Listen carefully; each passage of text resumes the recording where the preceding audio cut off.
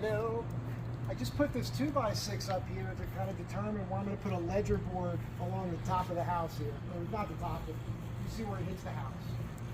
And I mentioned the other day that I had a 16-foot span and I was using 2x6s. I misspoke. I'm using 2x6s, but my span to the beam is probably going to be around somewhere between 11 feet, 12 feet max. The full length of it's only going to be 14 feet, so the rest of that cantilever is beyond the beam.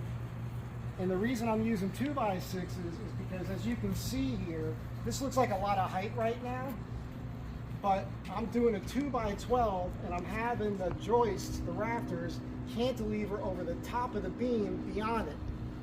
So you can see I'm not working with a lot of height here because of the beam. The beam's a 2x12 because I'm cutting an arc in it, and I need you to still be able to walk under it. So the beam's going to probably come in at around 7 feet or so, or less. And then there's an arc, so people can walk under it. But you have to be mindful of people's, how tall people are. I want people to walk underneath this comfortably, and that's the reason. So now with this span with a 2x6 at about 11 feet, I'm okay, but just to be safe, I'm going 2 feet on center. I might go ahead and double up these 6 rafters. Definitely the 2 outside ones, maybe the center, and maybe the other 2 I'll keep single. But I'm mindful of this, okay? Now, from this point here, if you look down here, this roof is going out here, but now it comes, if you want to step around here, Kirky's doing a great job on the camera. It's fucking hot. At this point here, it goes out only approximately, it'll probably be about 7 feet, this roof here, but it's the same construction. So we have post here, post here, post on the end, 2x12 beam, arced, rafters resting atop of it. Now a lot of people would put a rafter in, or excuse me, a beam in, they put joist hangers on the inside and butt everything.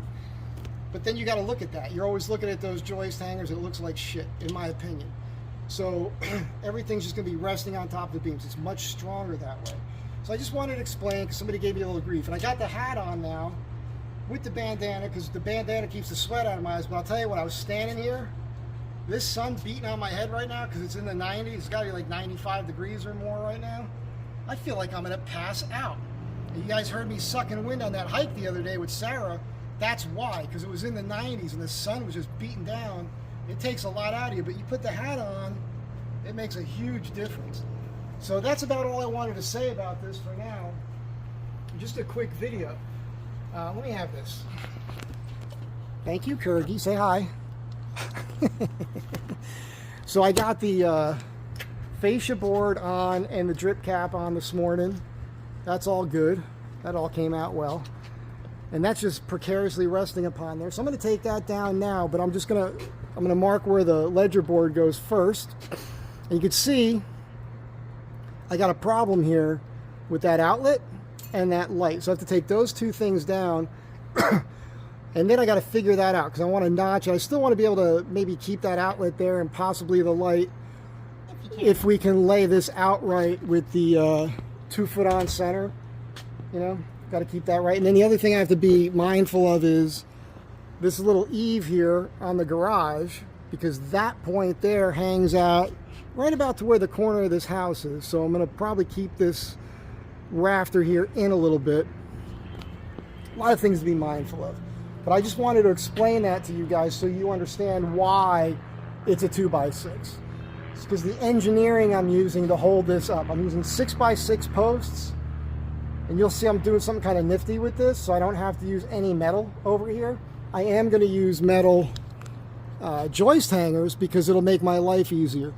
Once I set the posts with the beam, with these, things here to keep it plumb, I'll be able to lay a rafter right into a joist hanger on the ledger board right at the top of the beam. Because I'm used to working alone, that's kind of how I have to do it. So that's it. Somebody made the comment, you need 1 inch of thickness for every inch of span. I'm like, I know, man, I know. I don't explain everything out to you guys because I don't feel the need to, because this is not a how-to channel. This is just how I'm doing it. I always have to explain that to you guys. But believe me, I'm thinking this out. It's going to be strong. I'm also not decking this. All we're doing is putting metal roofing right on it. So, and when it comes up to the house, I'm going to stop the metal roofing. Sorry. I'm going to stop the metal roofing pretty short under here. Because what I'm thinking about is the fact that, you know, the sun hits it, and then there's airflow for heat. And so the air will go right up underneath that eave and come back out again. And that'll create like a convection for air to move. So you want to think about that. In this scenario, running the roofing all the way to the house would be a bad idea.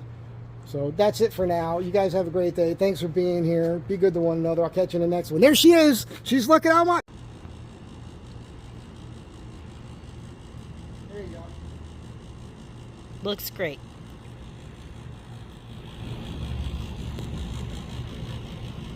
Look. Looks great. Just a snapshot, right? Oh.